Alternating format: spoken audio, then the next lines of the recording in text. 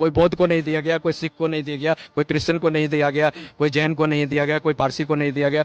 तुमको तो पूरा कंट्री ही काट कर दे दिया गया, छाती काट कर दे दिया गया, पाकिस्तान तुमने बना लिया।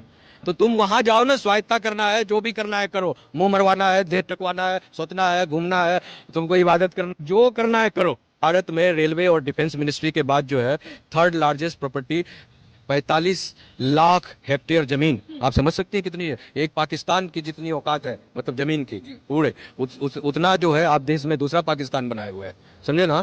तो इसका बंटवारा किस आधार पर हुआ? मजहबी आधार पर हुआ। वक्फ बोर्ड को भी आप मजहबी एक इंटाइटलमेंट मानते हैं ना, कि मेरा मजहबी ये कामकाज है।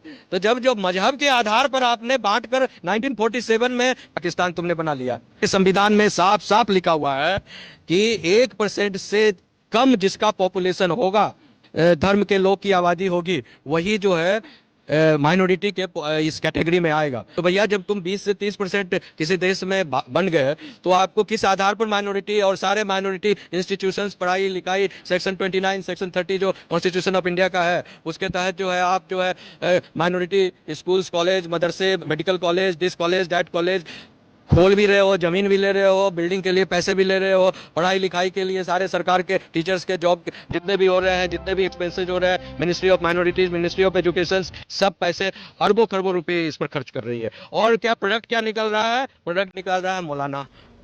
हाँ, और मौलाना क्या कर रहे हैं?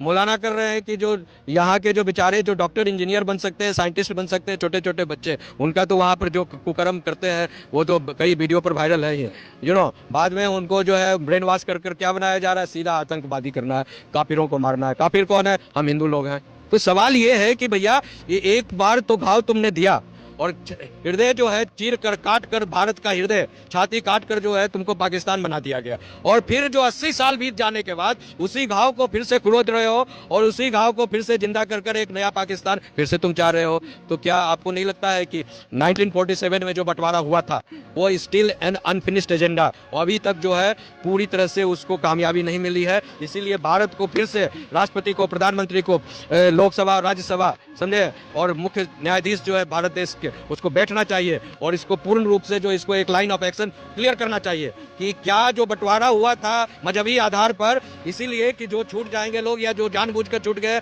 या पॉलिटिकल कांग्रेस ने जो अपनी पॉलिटिकल फायदे के लिए मुसलमानों को अपना वोट कायम रखने के लिए जिनको रख लिया, वो आज मल्टीप्लाई कर गए 80 साल में, पॉपुलेशन एक्सप्लोजन कर कर कई गुना हो गए। तो आज फिर वही इश्यू को फिर से खड़ा कर देंगे, बंटवारा के इशू को। हाँ, तो मेन रूप से जो लोग छूट गए तो वो उनकी नागरिकता पाकिस्तान होनी चाहिए थी।